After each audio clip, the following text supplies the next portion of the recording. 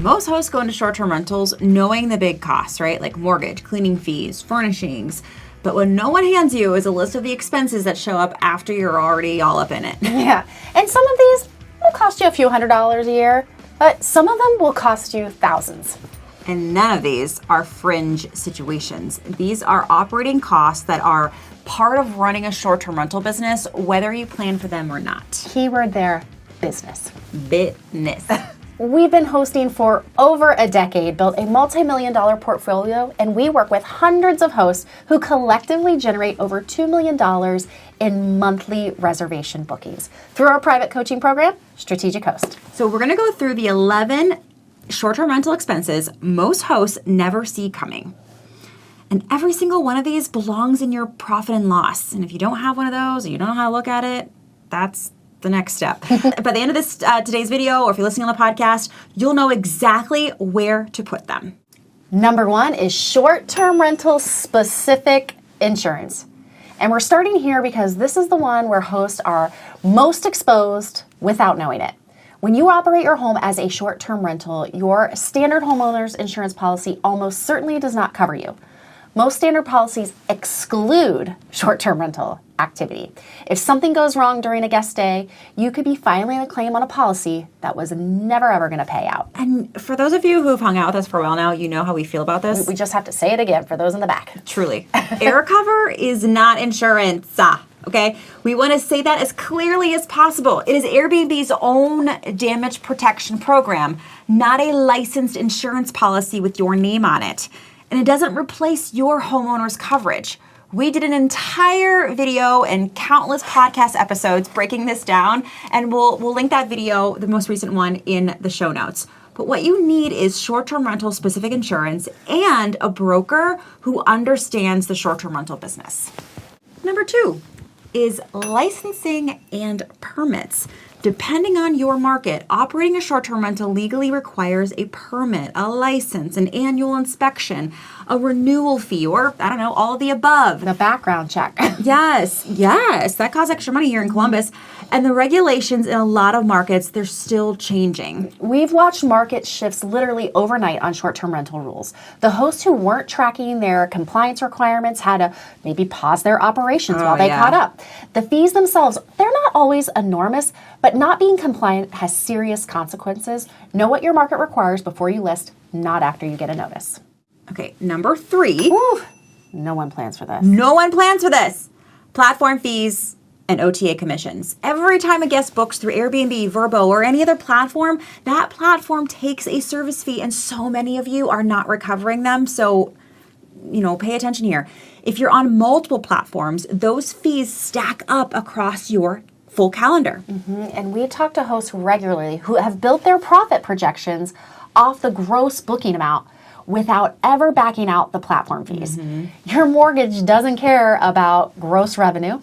You got to plan around what you keep after every platform takes its cut, and make sure that number is in your P&L from the start.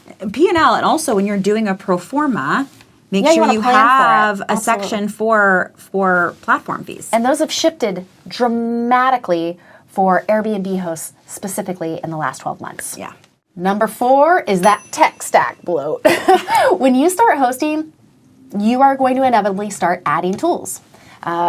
Property management system, a dynamic pricing tool, a guest communication platform, a smart lock system, a noise monitor, a review automation tool. The list goes on. And before long, there are 8 monthly subscriptions running in the background.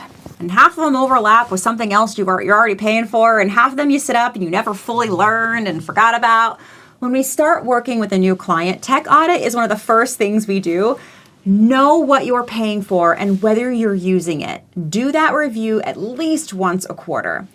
And by the way, this is the exact work we do with our private clients inside of our coaching program, Strategic Host. Join us live and see if it's the right next step for your business. All the deets are in the description. Number 5 is, you guys are never going to guess this, credit card processing fees.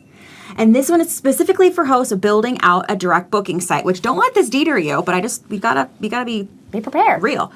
When you accept credit cards directly from guests, processing fees, usually around 2 to 3% per transaction, come out of every booking, We love seeing direct booking revenue. We really do, but here's the part that often gets missed. Yeah. When a guest potentially, unfortunately, cancels and you issue a refund, that processing fee from the original transaction, it does not come back to you. The processor has already collected it. So you're refunding the guest the full amount and you're going to absorb that fee yourself. And on a high average daily rate, those fees on refunded bookings, those can add up over the course of a year. Decide ahead of time whether you're refunding less the processing fee and make sure that's clearly communicated so there are no surprises for your guest. Number 6, this follows directly, it piggybacks off the last one, credit card chargebacks. If you're not familiar, a chargeback is when a guest disputes a charge directly with their credit card company. The credit card company actually pulls the funds back from you while the dispute is being investigated. It's brutal. And that system is built to protect the consumer. Winning a chargeback dispute as a host, we want to just keep it real. It is a very hard, heck, for most companies, it's a very hard thing to do. Yeah. This is mostly a concern if you're the merchant of record, meaning you're processing the payment directly. So for Airbnb, pretty much Airbnb is like the only OTA that I can think of that handles their own chargebacks for now. For now.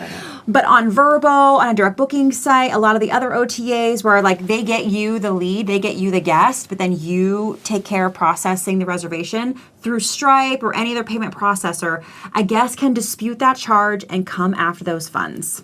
And talking about chargebacks is a whole episode in itself. Maybe we'll do that another time. Here's the deal. It's not if a chargeback happens to you, it's when. You need to plan for one chargeback loss per year in your P&L.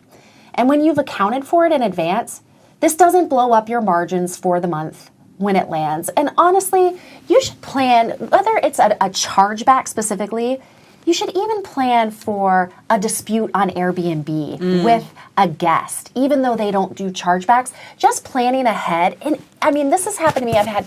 Ran so many businesses over my career. Chargebacks are a part of every single business, from food and beverage to apparel to hospitality. But planning for it will just make it so much easier when it happens. Should we get t-shirts that say chargebacks happen? No. Okay. Chargeback happens and I got the t-shirt. Number 7 is the utility spike. A Ooh, full calendar. Sarah's husband, Nick Wood. This one really gets him. This really does. This is where I actually could take my own advice here, because I'm like, yeah, whatever.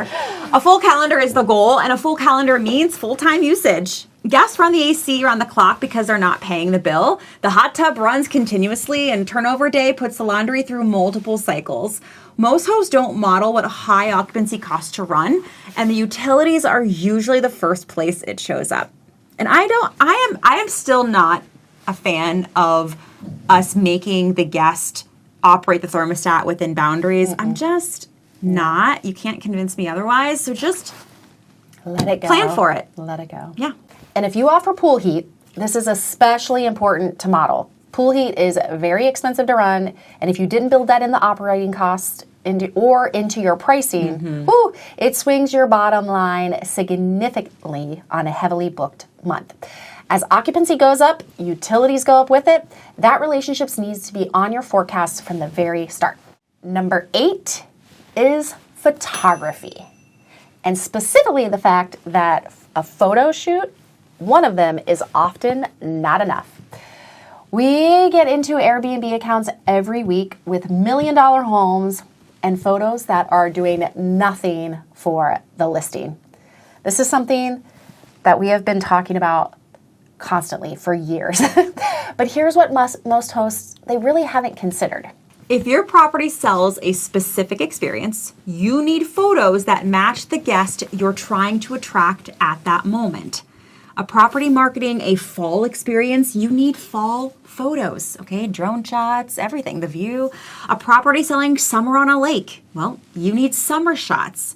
A daytime and evening photos can look like two completely different experiences and properties. Lifestyle and still shots serve different purposes. If someone in your market is investing in seasonal content and you're not, they're getting bookings you're not getting because their listing matches what that guest is searching for in that moment. Like it's evoking an emotion like, oh, I'm so excited to go and see those leaves. I'm so excited to be in front of that indoor fireplace with the snow falling outside, right? Drone shots have also changed the game for properties. The views, the location is all part of the sell, and you need to plan for it. You need to market it accordingly and have the budget to do so. And do not let AI make up photos for you. Don't do it. Don't be that host. Number 9, buy nice or buy twice. And I mean, and it's a saying, but I believe this saying. I've lived it. It's a saying for a reason. I believe it. I know it. Short-term rentals put heavy use on furniture in a way a personal home never does. Your bed frame, your mattress, your sofa, your patio furniture are cycling through, not just cycling through guests constantly, but different kinds of guests who treat the furniture differently, right? A couch that lasts 10 years in a personal home might last 2 in a busy short-term rental. Hosts who think they're saving money on these items end up replacing them more frequently and spending more over time than the host who invested in quality from the start. And the wear shows up in your reviews before it shows up in your replacement schedule. Yeah. You know, you don't want to have the sagging mattress or the worn out outdoor seating getting mentioned in your reviews. Invest in these items guests are going to interact with the most. And number 10 is your financial team. Your CPA, a bookkeeper, your attorney. These aren't expenses most hosts think about when you're setting up your first property. But they are the people who will save you the most money over the lifetime of the business when you use them well. An attorney gets your business structure right from the start, reviews contracts, and protects you when something goes sideways. Like your attorney has, if they're good, has seen a lot. And so they can help you not be a part of all those stories that they've been a part of, right? A CPA who understands short-term rentals finds deductions most hosts never knew existed and keeps you out of tax situations that come from not understanding how short-term rental income is treated. A bookkeeper keeps your P&L current so you always know where you stand. You don't need all 3 on retainer, but find them early and build the relationship before you need them urgently. Okay, number 11 is the most expensive one on this list, and it's one that never shows up on a statement. Hosting without a pricing strategy. You know we'll die on this hill, you guys.